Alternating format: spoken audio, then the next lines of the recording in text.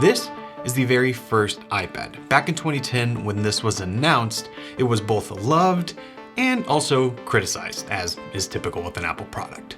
On one hand, this was the start of the tablet revolution, and on the other, this was basically just a blown up iPod that didn't really do all that much, and both were true. But as time went on and we got iteration after iteration, that blown up iPod or iPhone critique just didn't really hold. The iPad began to do more and really differentiate itself in the Apple ecosystem. But now we are here with the iPad Pro, and I think we might actually be back to that same argument. The iPad Pro doesn't really do all that much unique, and I'm not exactly sure why it exists. Let me explain. We're getting rumors of the new iPad Pro, what we're gonna see in 2022. And as we get those rumors and as the date when we are expecting to see it gets closer and closer, they're looking a little less exciting by the day. And that kind of led me to ask the question, why does the iPad Pro even exist? I bought the latest generation 12.9-inch iPad Pro. It's got that great mini LED display. It's got the M1 chip inside. It's got the camera system on the back, which I've never used. And it also has Face ID, which I think on the iPad is a killer feature, especially because you can use it in any orientation. It's great. As a hardware product and as a product in a vacuum, the iPad Pro is an excellent device. But the more I think about the iPad Pro, I'm not sure what problem it's solving or what segment it's serving. But in order to figure out why, we gotta rewind back a little bit. This is the 2016 MacBook Pro, and when it was announced, there was a lot of things about it that seemed awesome, but once it actually reached our hands, were major letdowns. The butterfly switches. This keyboard, although felt great to type on for many people, was just unreliable and broke many times. I had to take mine in twice. The touch bar seemed like a okay idea that maybe could take off, but it just didn't, and not having your function keys or an escape button just didn't make having the touch bar worth it. The Intel and AMD chips inside were okay, but they had heat issues and battery life was abysmal. And not even to mention no ports. USB-C was all you could have, leading to dongles upon dongles. This MacBook Pro was a huge disappointment for a lot of people. But this was almost a symptom of the greater issue with the Mac. Having a really great portable computer, whether that be for the Pro segment or the consumer segment, was harder than it should have been. Apple seemed to almost have abandoned the Mac. And I think for a lot of us in the tech community, we were just looking for something better. We wanted something that was portable with great battery life, that could also run our Pro apps, and that would be efficient and just do everything we need. So when Apple introduced iPadOS and really made it seem like they were focused on the iPad and making it a true Pro experience, I mean, this seemed like the answer. At least it was for me, and it was for many other people that I know and you probably know too. The iPad Pro was finally on the trajectory to being the perfect computer, even though Apple doesn't know what a computer is. Then it all just stopped. We don't know why, we don't know if it's going to continue going, but iPadOS has stagnated. Yeah, we got a few new features with the latest iPadOS 15, and yeah, theoretically we may be getting some new stuff at WWDC later this year. But the iPad Pro has just become another version of the iPad. That Pro level ambition that we were all hoping for just hasn't happened. And then add on top of that, the current lineup of Macs. Apple Silicon has changed the game, and Apple redeemed themselves with the MacBook Pro. Yes, it's a little bit on the pricey side, but you can get the power of the M1 Pro or M1 Max with great battery life, a great keyboard with no touch bar, you get your ports back, an excellent screen, albeit there is a notch. But this was really the computer all of us were hoping for, and now it exists, and I'm not using my iPad Pro anymore. The current lineup of Macs is just excellent, and it's kind of stealing the thunder away from everything else. So back to that question, why does the iPad Pro exist? If Apple isn't going to really do much with the Pro direction of the iPad, and they're also going to make their Macs kind of irresistible and great, well, that leaves the iPad Pro in a pretty awkward spot. Okay, so you might say, well, I mean, the iPad obviously does some things better than the Mac and better than other products. You can draw with it, you got the Apple Pencil, great for artists. It's also great for note-taking, for school, for even being a companion to different things that you're doing on your desktop computers. It's great for media consumption. The iPad Pro offers a lot of things. And you're right, but the problem is, you can do all of those things on any of the other iPads. The iPad Air, the iPad Mini, the base iPad for $329. All the things that you can do on the iPad Pro, you can do on every other iPad. So again, I ask, why does the iPad Pro exist? What does Apple want from this product? I guess the argument could be that they just want different categories of product. This is their highest end hardware in the iPad line. The MacBook Pro is the highest end hardware in their MacBook line. That makes sense, that is perfectly reasonable, but it makes the decision to buy really difficult. And here's why. The iPad is obviously limited in certain ways. There's things that you wouldn't really want to do on an iPad, even though you probably technically could. And same thing goes for the Mac. You're not gonna get a touchscreen, you're not gonna be able to use an Apple Pencil, so neither is really a perfect product, even if Apple is excelling in their hardware right now.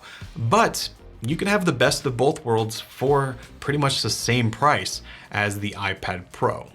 So to get the kind of most well-rounded iPad Pro experience, if you're going to buy this as your main computer, there's a few things you're gonna want. So you're probably gonna wanna upgrade the storage to at least 256. If this is your main computer, storage is incredibly important. You're probably also going to want the 12.9-inch model. If this is your main computer, I think that makes sense. Plus, with that 12.9-inch model, you're getting the excellent screen, which I actually do think is worth it. And in order to get the most out of iPadOS, the Magic Keyboard, I think, is a must. Using a trackpad and a keyboard with iPadOS is a game changer and really changes what you can do with the iPad and how efficient you can be. I think it's a must have. Plus, it's an iPad, so having the Apple Pencil is probably a good idea. Maybe you don't think you'll use it, but it's one of the main features of the iPad. So I think it's probably worth it. So let's just say this is what you're gonna get. This is your main computer that you're gonna use for drawing, for note-taking, for working in school, going to work, all that kind of stuff, whatever it may be.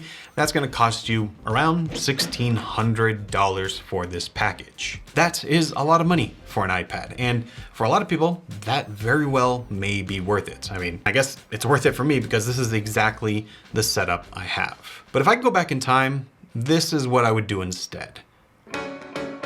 The MacBook Air costs $999, and that's for essentially the same configuration you're getting with the iPad Pro. 256 gigabytes of storage and the M1 processor. But it also has the keyboard and trackpad built in. It's also fanless. I mean, these are very similar products aside from the mini LED display. But you could get that and either get an iPad mini for $499 or an iPad Air for $599 and be around the exact same price as a kitted out iPad Pro. So you can have the best of both worlds. You can have your Mac for anything that you need to do desktop wise, and you can have your iPad for anything you want to do iPad wise. You're getting both scenarios. And I think that is a much better option for most people. If I'm going into the Apple Store and I'm looking for something to buy, the iPad Pro just doesn't make much sense for the money. Of course, you don't have to get all these accessories with the iPad Pro. Like, you don't have to get the Apple Pencil. You don't have to get the Magic Keyboard. You can get the 11-inch model if you want.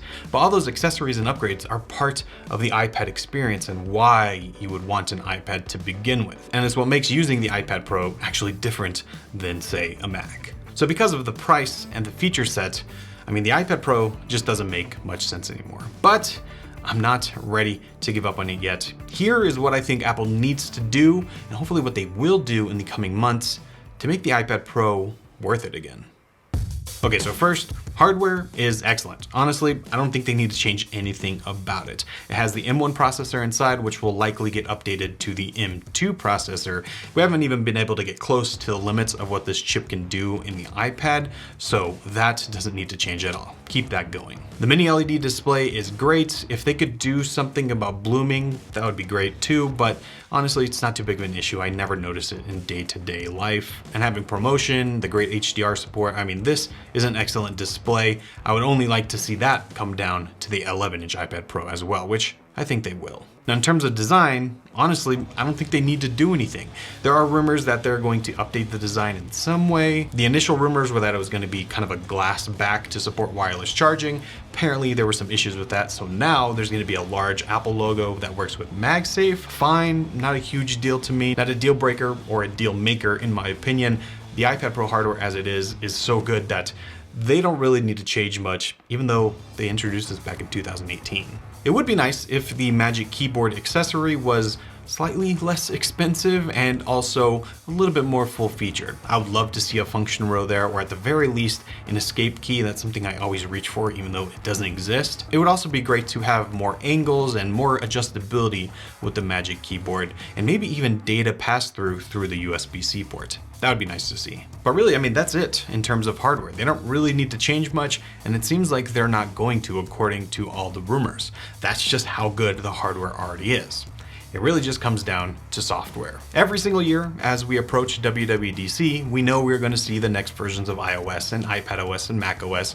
And every time we get to the iPadOS section, we all cross our fingers, hope, pray that they're going to introduce more Pro and more desktop level features. But that has yet to happen. The best that we've got is the trackpad support. But I don't think they need to go all out and like put macOS on this. This is the iPad Pro after all. I like that it runs iPadOS. I think that's what makes it unique, and it offers something different. If I wanted a Mac, then I would just buy the Mac. So instead, I think there's a few things that they could do to just make the experience overall better. First is just let developers put versions of their Mac apps on the iPad. Maybe you make it so that there has to be touch inputs so that it's all seamless and works, but these apps are already universal. They run on the M1 anyway, so let developers port them over to the iPad. And of course, Apple themselves bring the Pro apps over, like Final Cut and Logic. That's something everyone has been asking for such a long time. But if Apple took that step, I think it would be a big deal. It would also be great to get a more customizable desktop. Right now, there's just a ton of wasted space. The widget support is nice, but there's so much more you could do with this huge canvas instead of just having really spaced out apps. Also, another small feature that maybe not that many people use, but it would be nice to see this, is better external display support. Right now, when you plug it in, it just mirrors what's on the iPad. It'd be great to, use that as a second display, or at the very least, please just let it fill the screen, because right now this is lacking. But really, that's all I think Apple would need to do to really elevate the iPad Pro. It's not that different than what people have been really clamoring for, but even if they took those small steps, even if they didn't go all the way and introduced Final Cut Pro and they did, kind of a stripped down version where you did most of the things but not all the things, even that, I think, would go a long way, because it would then provide a reason why you want the power of the M1 processor or M2 processor of the iPad Pro, but why you also still want to stick with an iPad rather than just getting the Mac. For someone who's kind of dabbling in the, quote unquote professional market, who doesn't need the top end MacBook Pro, but also wants something more than the base iPad or the iPad Air, the iPad Pro would now make a lot of sense, because it would do everything you need rather than only most of the things you need and kind of work around for everything else. But really, I just want Apple to make a case for the iPad Pro again. They were really on a roll, and I think most of us were excited for what the iPad would bring, and it just didn't materialize quite as we hoped. And now that there's so many other products on the market that are drawing the attention away, I think it's time for Apple to take a look at the iPad Pro again and really explain to us, really show us why the iPad Pro still exists.